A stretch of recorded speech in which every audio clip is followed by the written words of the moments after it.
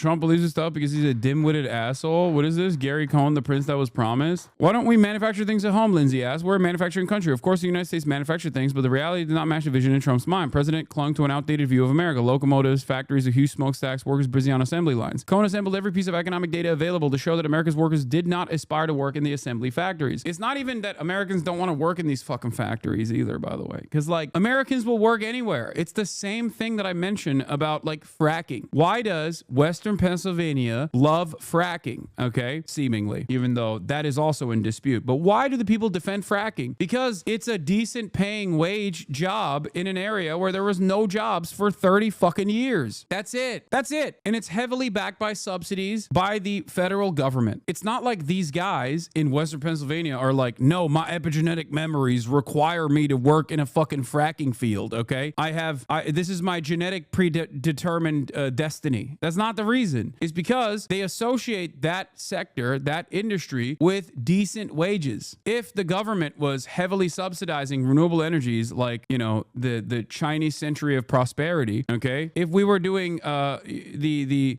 American Communist Party, the Communist Party of America style central planning, and we focused our efforts entirely on renewable energies, then those guys would be the #1 dick riders and loyalists of solar. It is just entirely about what gives them an opportunity to make a living. That's why I get mad when people talk about like retraining initiatives not working. It's not even retraining. It's just training. If you are from an area where there is no jobs because industry left as a consequence of NAFTA or as a consequence of just offshoring manufacturing, and you haven't had a good paying job for 20 fucking years in your neighborhood, and then all of a sudden this new thing comes around, okay, and it's fracking, you're going to be Mr. Fracking, and you're going to get the training to do the fracking. It's not like you knew how to do fracking beforehand. It wasn't a skill set that was applicable. You got trained to do it.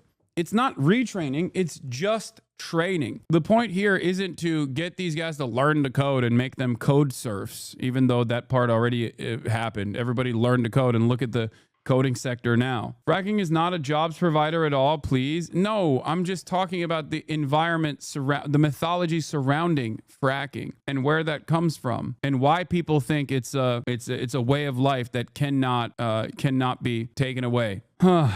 Anyway, each month, Cohn brought Trump to the latest job openings and labor turnover survey called JOLTS, conducted by the Bureau of Labor Statistics. He realized he was being an asshole by rubbing it in because each month was basically the same, but he didn't care. Mr. President, can I show this to you? Cohn fanned out the pages of data in front of the president. See, the biggest levers of jobs, people leaving voluntarily, was from manufacturing. I don't get it, Trump said. Cohn tried to explain. I could sit in a nice office with air conditioning and a desk and stand on my feet 8 hours a day. Which one would you do for the same pay? Cohn added, people don't want to stand in front of a 2,000 degree blast furnace. People don't want to go into coal mines and get black lung. For the same dollars or equal dollars, they're going to choose something else. Trump wasn't buying it. Several times Cohn asked the president, why do you have these views? I just do, Trump replied. I've had these views for 30 years. That doesn't mean they're right, Cohn said. I had the view for 15 years. I could play professional football. It doesn't mean I was right.